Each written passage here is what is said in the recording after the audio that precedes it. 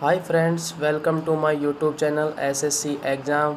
और आप सभी लोगों को पता है कि एसएससी जीडी कांस्टेबल का जो एग्ज़ाम है वो अब हमारे सर पर है। और हमें अब यहाँ से आगे हमारी तैयारियाँ, आई होप आपकी तैयारियाँ पूरी हो चुकी होंगी। अब यहाँ से आगे हमको ज़रूरत है हमारी तैयारी को परखने की। यहाँ से आगे हम ज़्यादा से ज़्यादा अब प्रैक्टिस सेट निकालेंगे और प्रैक्टिस सेटों से हम जाँचेंगे कि हम कितने तैयार हो चुके हैं जीके में। तो दोस्तों आइए हमारे एसएससी एग्ज़ाम नामक चैनल पर हम आपके सामने आज से नई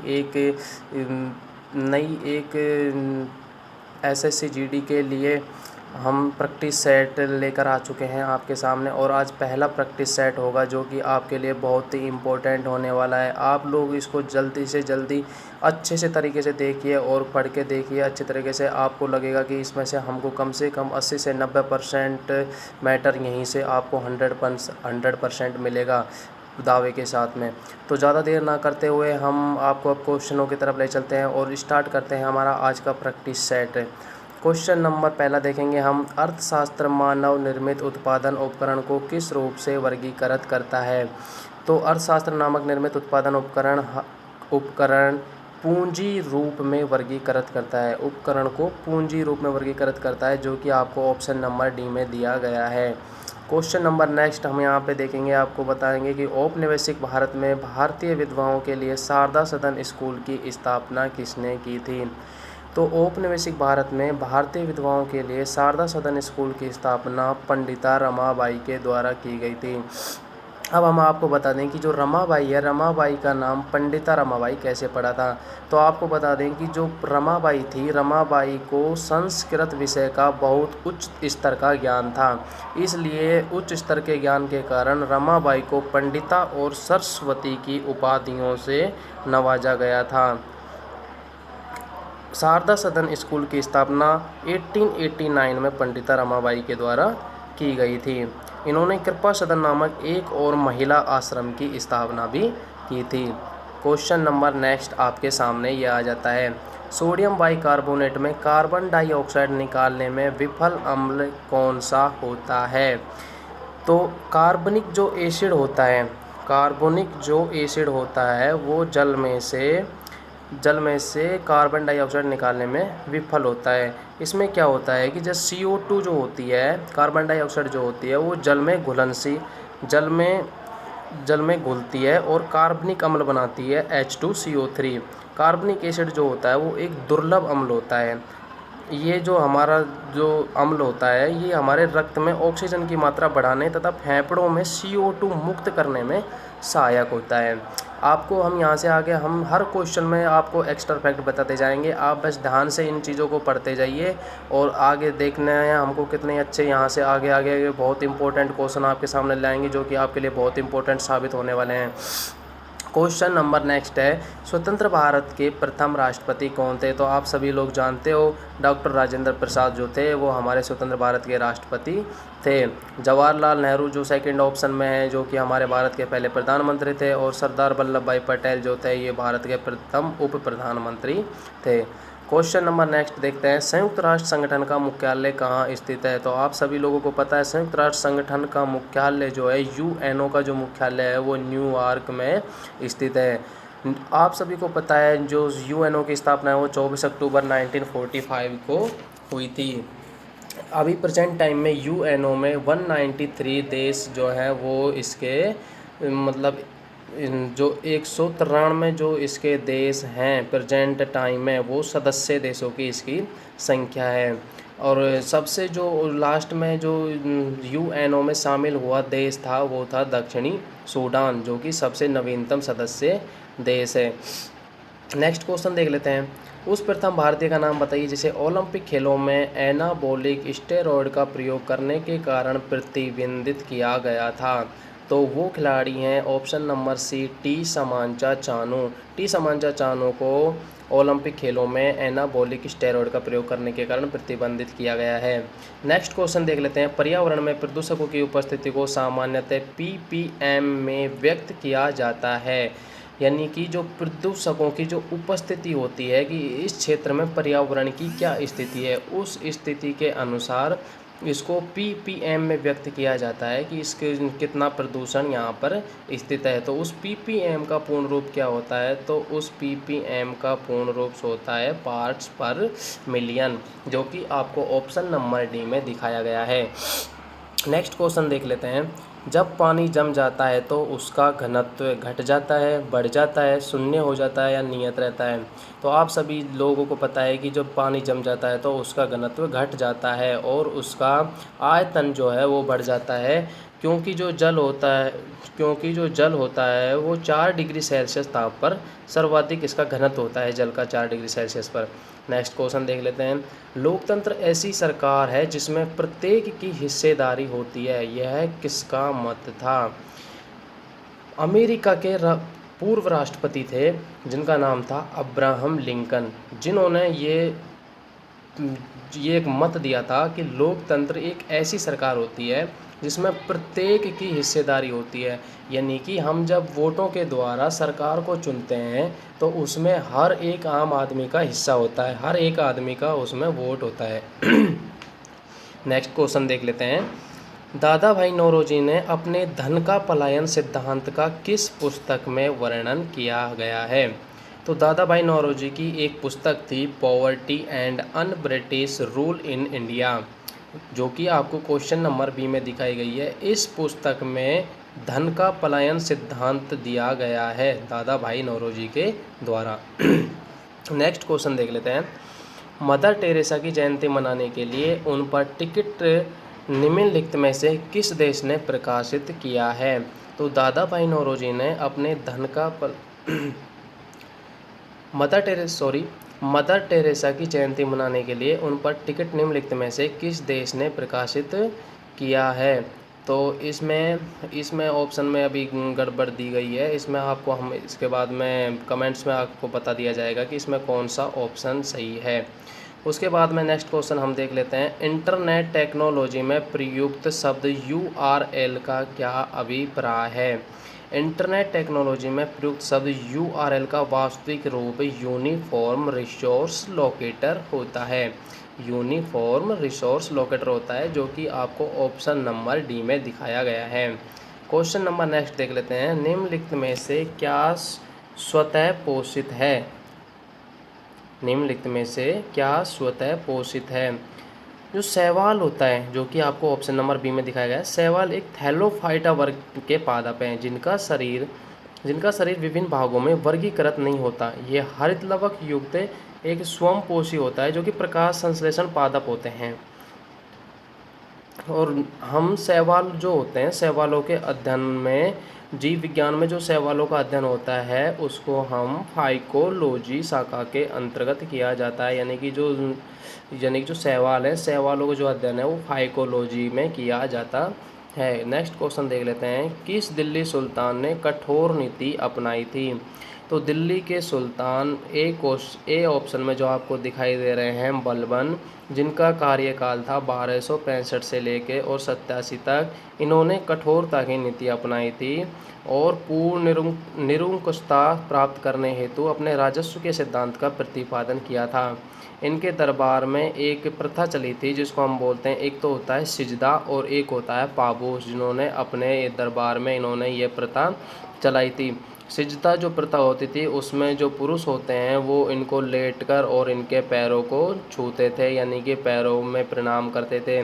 और एक पाबूस नाम की जो प्रथा थी उसमें इनके पैरों को चूमकर और इनको प्रणाम किया जाता था। उस तरह की इन्होंने ये प्रथाएं प्रारंभ की थी बलबन के द्वारा। नेक्स्ट क्वेश्चन देख लेते हैं। जिला कलेक्टर का पद कब बनाया गया था।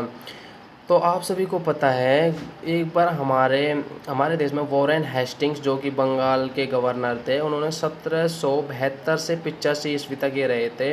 इन्होंने राजस्व व्यवस्था में सुधार के लिए 1772 ईस्वी में राजस्व बोर्ड का गठन किया था। उस बोर्ड का नाम था board of revenue. Board of revenue का इन्होंने गठन किया था। इसमें तथा राजस्व का संग्रहण करने के लिए इन्होंने कलेक्टरों को नियुक्त किया गया था। अतः जिला कलेक्टर का जो पद था वो 1772 ईस्वी में बनाया गया था वॉरेन हेस्टिंग्स के द्वारा। नेक्स्ट क्वेश्चन देख लेते हैं। विश्व व्यापार संगठन का मुख्यालय कहाँ स्थित है। तो विश्व व्यापार संगठन यानी कि वर्ल्ड ट्रेड ऑर्गेनाइजेशन डब्ल्यूटीओ का मुख्यालय कहाँ स्थित है? तो डब्ल्यूटीओ का मुख्यालय जेनेवा स्विट्जरलैंड में स्थित है, जो कि आपको ऑप्शन नंबर डी में दिखाया गया है। जो ये डब्ल्यूटीओ जो संगठन है, इसका गठन क्यों किया गया था? तो ये अंतर्राष्ट्रीय व्यापार के सामान्य नियम तथा सीमा शुल्क के संबंधित नियमों में एक रूपता और स्थिरता लाने के लिए किया गया था। इस संगठन की स्थापना वर्ष 1995 में की गई थी। नेक्स्ट क्वेश्चन हम अपना देख लेते हैं, सबसे छोटा महासागर कौन सा है? तो आपको सबको पता है क्वेश्चन नंबर बी में जो आर्कटिक महासागर दिया गया है, आर्कटिक महासागर सबसे छोटा महासागर है और प्रशांत महासागर जो है वो विश्व का सबसे बड़ा महासागर है एवं सर्वाधिक गहरा महासागर भी है, क्योंकि आपको सभी को पता है प्रशांत महासागर में एक गर्त है जिसका नाम है मेरियाना गर्त। वो मेरियाना गर्त विश्व की सबसे गहरा गर्त है।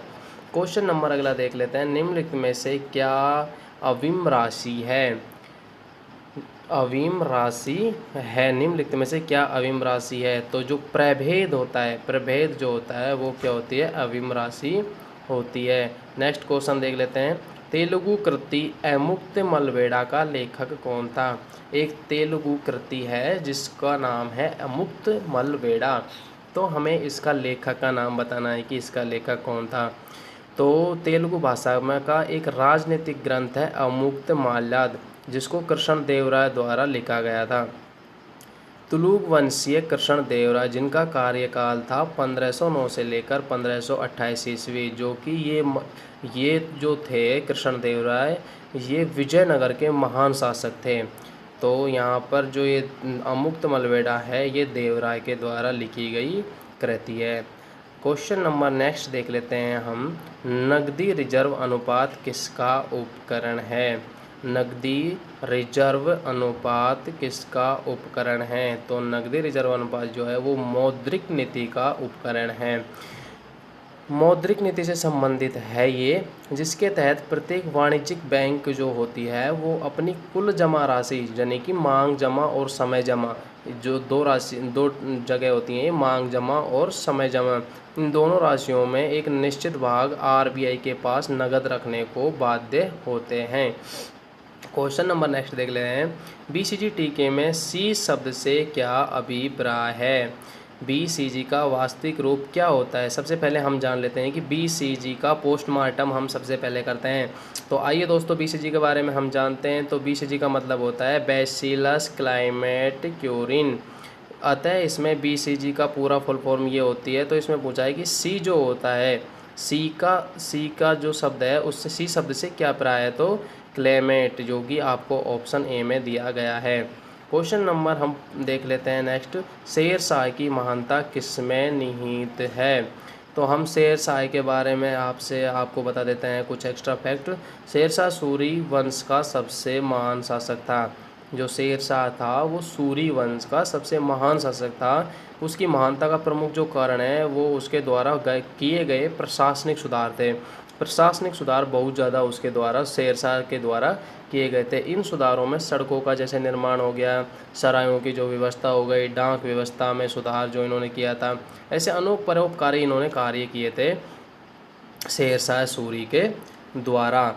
तो हम जो इसकी महानता किसमें नहीं थी, तो इसमें ऑप्शन दिए गए हैं जैसे श्रेष्ठ जनरल होना, धर्मनिरपेक्ष अभिवृत्ति, इससे इनका कोई मतलब था, हुमायूं पर जीत, ये भी इसमें कोई महानता नहीं थी। एक था ऑप्शन नंबर डी में प्रशासनिक सुधार। तो ये प्रशासनिक सुधार के कारण शेरशाह की मान्यता देखी गई थी हमें। क्वेश्चन नंबर नेक्स्ट देख लेते हैं, वातावरण में मौजूद सल्फर के ऑक्साइड बारिश में घुल जाते हैं और क्या बनाते हैं? तो ऑप्शन नंबर डी औद्योगिक धूम निर्माण।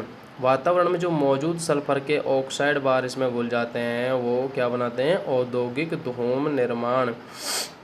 क्या होता है कि जो सल्फर के जो ऑक्साइड ठंडी एवं नम जलवायु से क्रिया करके औद्योगिक धूम का निर्माण करती है, यह हमारे स्वास्थ्य के लिए बहुत हानिकारक होता है। इसे लंदन धूम कोहरा भी कहते हैं। हम किसी ये औद्योगिक जो धूम निर्माण होता है इसको हम जो ये सल्फर ऑक्साइड के द्वारा बनता है इसे लंदन धूम कोहरा भी कहते हैं। यह धूम कोहरा अम्ल वर्षा के कारण भी बनता है जिसमें SO2 तथा NO2 जल से क्रिया करके क्रम से सल्फ्यूरिक अम्ल बनाते हैं। सल्फ्यूरिक अम्ल H2SO4 तथा नाइट्रिक एसिड बनाते हैं। जो यह अम्ल होता है, जो ये एसिड होता है, वो वर्षा अम्ल जो वर्षा होती है, अम्लीय वर्षा जो होती है वो पेड़ पौधों तथा कृषि के लिए हानिकारक होती है।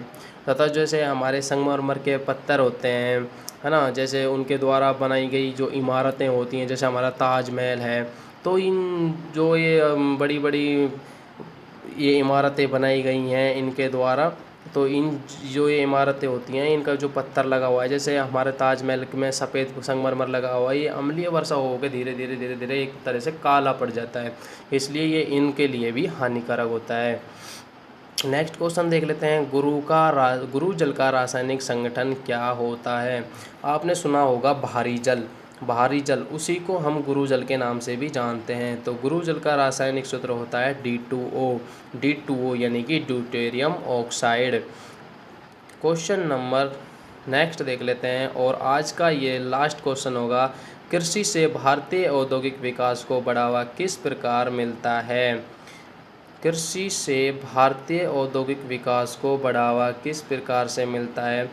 क्वेश्चन नंबर 1, कच्चे माल की आपूर्ति करके, दिए गए विकल्पों में से सभी श्रमिकों को रोटी और कपड़ा मुहैया करा के, औद्योगिक उत्पादों के लिए बाजार खोलकर। तो ये चीज़ हम अच्छी तरीके से जानते हैं कि भारतीय जो औद्योगिक विकास है वो सबसे पहले उसको कच्चे माल की आवश्यकता होती है। जब तक उसे कच्चा माल नहीं मिलेगा तब तक वो किसी भी चीज़ का विकास आगे नहीं कर सकता। कच्चे माल के बिना जो उद्योग होते हैं, उद्योगों का चलना असंभव है। इसलिए ऑप्शन नंबर ए इसमें सबसे सही रहेगा, कच्चे माल की आपूर्ति करके हम औद्योगिक विकास को बढ़ावा दे सकते हैं। सो फाइनली दोस्तों, आज हमने आपके सामने 50 क्वेश्चनों का जो प्रैक्टिस सेट लेके आए थे वो आपको समझ में आया होगा और आपको एक बार इसको अच्छी तरीके से निकालना है।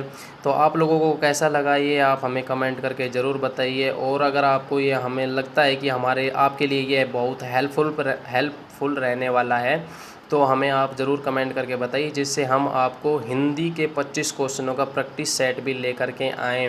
क्योंकि हिंदी एक ऐसा सब्जेक्ट है जो कि हमारे वहाँ पे 90 प्लस नंबर लाने में बहुत ज़्यादा सहायक होती है। क्योंकि हिंदी में SSC GD के जो सिलेबस है उसमें बहुत कम सिलेबस दिया गया है, जिसमें हम 25 में से 23 से 24 क्वेश्चन आराम से उसमें कर सकते हैं। और मैं आपसे उम्मीद करता हूं और कि आपको विश्वास दिलाता हूं कि आपको ऐसे इतने अच्छे अच्छे क्वेश्चन लेके आएंगे वहां पे, जो प्रीवियस ईयर में जो पूछे गए थे वो, और कुछ नए क्वेश्चन जो कि आपको बहुत ही हेल्पफुल होने वाले हैं।